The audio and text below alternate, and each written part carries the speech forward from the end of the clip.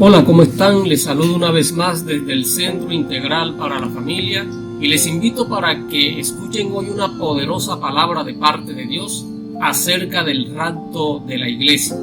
¿Es real? ¿Cuándo sucederá? ¿Cómo será ese evento? ¿Quiénes serán arrebatados? Pero antes quiero invitarlos para que me le den un like al video y se suscriban a nuestro canal si aún no lo han hecho, allí en el botón rojo donde dice suscribirme. Si ya lo hizo, les recuerdo que no tiene que volverlo a hacer.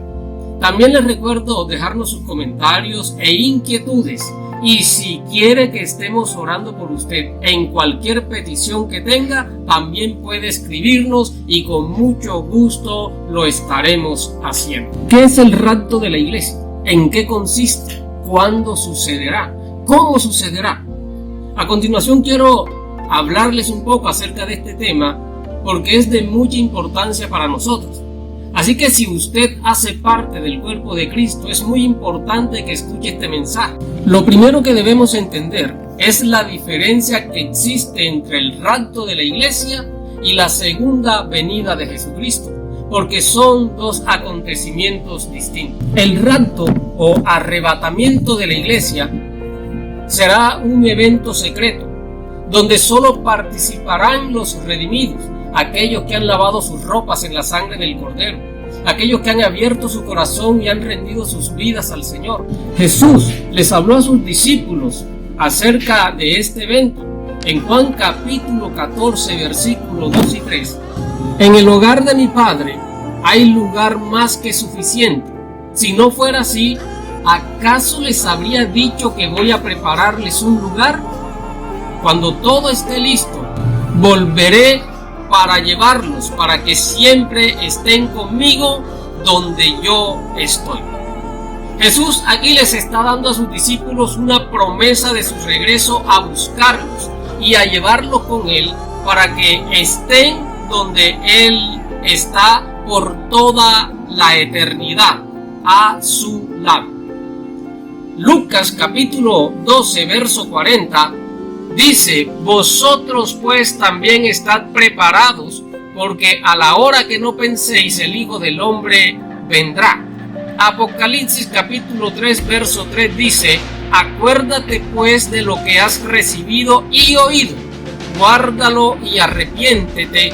Por tanto, si no velas, vendré como ladrón, y no sabrás a qué hora vendré sobre ti.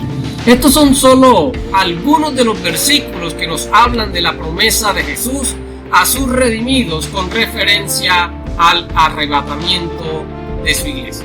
Ahora, su segunda venida es un evento aparte que sucederá posterior al rapto de la iglesia, y una de sus características principales es que en ese evento todo ojo le verá. Mateo capítulo 24, verso 30 dice: entonces aparecerá la señal del Hijo del Hombre en el cielo, y entonces lamentarán todas las tribus de la tierra, y verán al Hijo del Hombre viniendo sobre las nubes del cielo con poder y gran gloria. Esto sucederá inmediatamente después de la gran tribulación. Será el evento que le dará fin a la gran tribulación de aquellos días. Apocalipsis capítulo 1, verso 7 dice: he aquí que viene con las nubes, y todo ojo le verá, y los que le traspasaron, y todos los linajes de la tierra harán lamentación por él. Sí, amén. Entonces, el rapto de la iglesia sucederá antes que la segunda venida de Jesús. Ahora bien, metámonos con el rapto de la iglesia, que es el tema que nos interesa en este momento.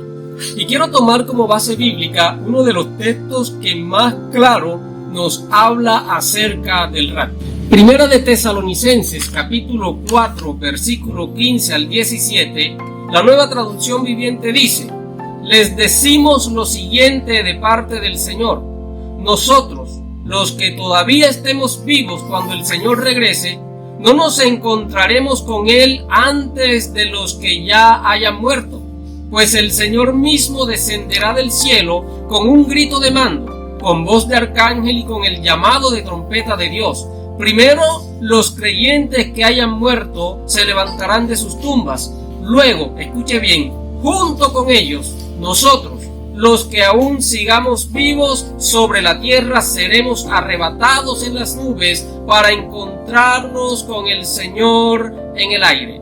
Entonces estaremos con el Señor para siempre. ¿Por qué aclaro esto?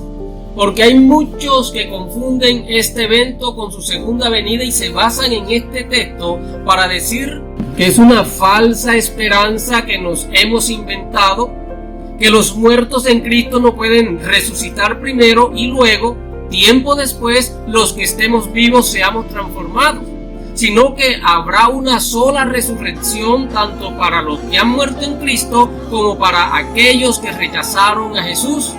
Y eso es cierto. Ese evento sí va a suceder, y de hecho Juan capítulo 5 versículo 28 y 29 así lo confirma. Dice: no os maravilléis de esto, porque vendrá hora cuando todos los que están en los sepulcros oirán su voz, y los que hicieron lo bueno saldrán a resurrección de vida, mas los que hicieron lo malo a resurrección de condenación. Pero lo que tenemos que entender es que la Biblia no habla solo de una resurrección, sino que habla de varias resurrecciones. La primera resurrección fue la de nuestro Señor Jesucristo, documentada en todos los evangelios, y que es la garantía que tenemos que un día el Señor nos levantará del polvo de la tierra. Ahora, no nos confunda el término la primera resurrección, porque este término significa los que resucitan para vida eterna.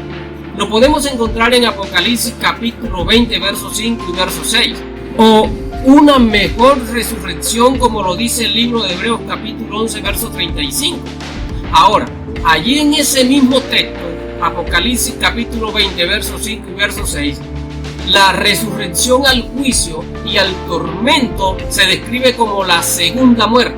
¿Cómo se dará la primera resurrección? Haciendo a un lado la resurrección de Cristo y de los muertos que en ese evento se levantaron de sus tumbas, se dará justo en el momento del rapto de la iglesia.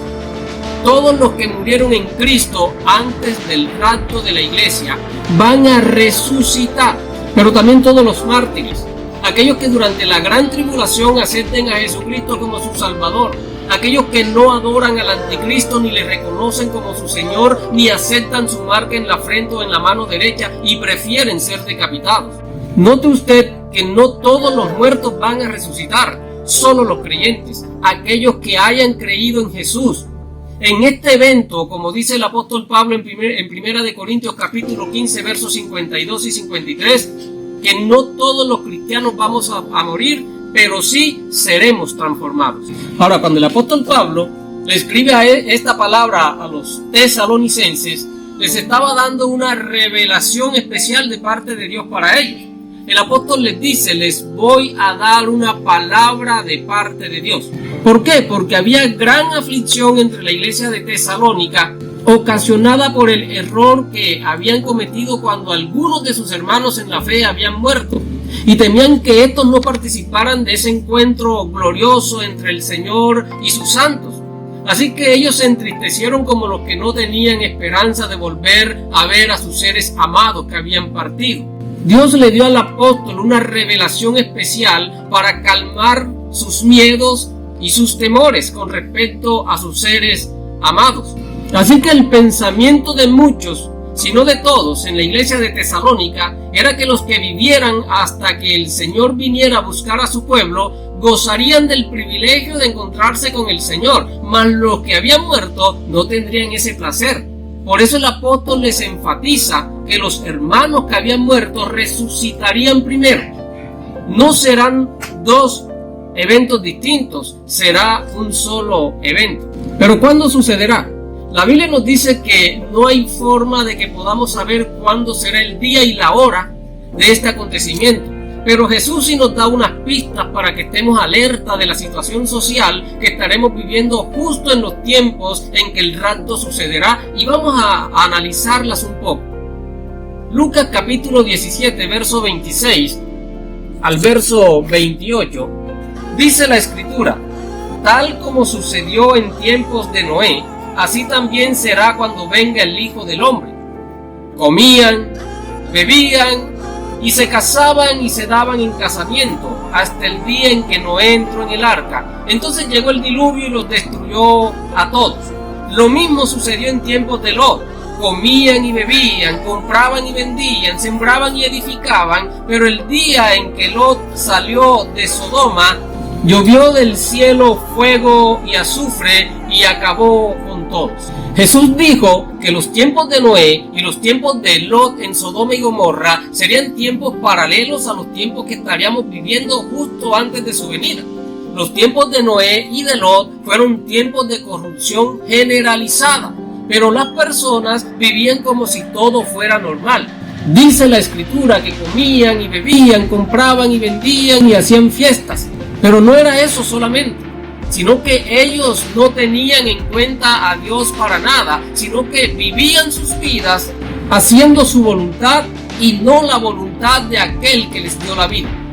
La violencia se incrementó, hubo muertes, cada persona buscaba su propio bien, sin importar si hacían daño a otros. En el caso de Noé, Dios le da al hombre un plazo de 120 años para que se arrepintieran. Durante 120 años Noé les predicó un mensaje de advertencia, pero la sociedad de aquel entonces era perversa y rehusaron arrepentirse, atrayendo sobre sí el castigo de Dios.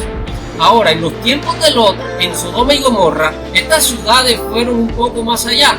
Dice la Escritura que habían dejado de practicar la hospitalidad y se encontraban practicando de forma generalizada el homosexualismo. Pero ¿son aquellos tiempos semejantes a los tiempos que vivimos hoy? Según estudios realizados y estadísticas hechas, durante las últimas décadas la violencia se ha aumentado de forma exagerada. Las guerras han dejado grandes cantidades de muertos, además de niños huérfanos y personas discapacitadas, sin contar las grandes cantidades de abortos que a diario se practican. Vivimos en medio de una sociedad perversa y pecadora que a lo bueno lo llaman malo y a lo malo lo llaman bueno. Una sociedad que le rinde pleitesía al pecado, donde el justo es condenado y el injusto es exaltado. Una sociedad a la cual se les advierte y se les predica un mensaje de arrepentimiento y de salvación, pero prefieren seguir en sus propios pecados. El homosexualismo, en todas sus presentaciones, hoy se ha tomado todas las esferas de nuestra sociedad. Si usted me pregunta que si estos tiempos son semejantes a los tiempos de Noé y de Lot, yo creo que no tengo que responderle. Usted mismo se ha dado cuenta de los tiempos que vivimos. Pero quiero darles una buena noticia. En el caso de Noé, el diluvio no cayó hasta que Noé con toda su familia estuvieron a salvo dentro del arca. Y en el caso de Lot, el fuego no cayó hasta que Lot y su familia estuvieron a salvo. De igual forma, amada Iglesia de Cristo, la gran tribulación no empezará sino hasta después que la Iglesia de Jesucristo descanse segura y confiada en los brazos del Maestro. Voy a terminar con este consejo de parte de Dios.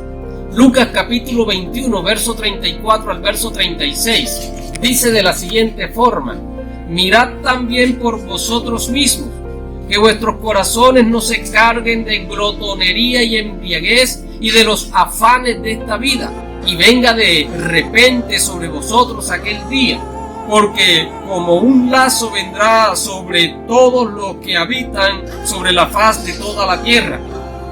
Velad pues en todo tiempo, orando que seáis tenidos por dignos de escapar de todas estas cosas que vendrán y de estar en pie delante del Hijo del Hombre. Amado hermano, Jesucristo viene por una iglesia limpia, una iglesia santa, una iglesia sin mancha y sin arruga.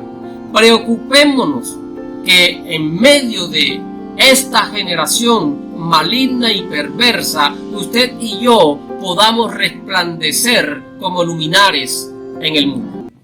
Dios le bendiga.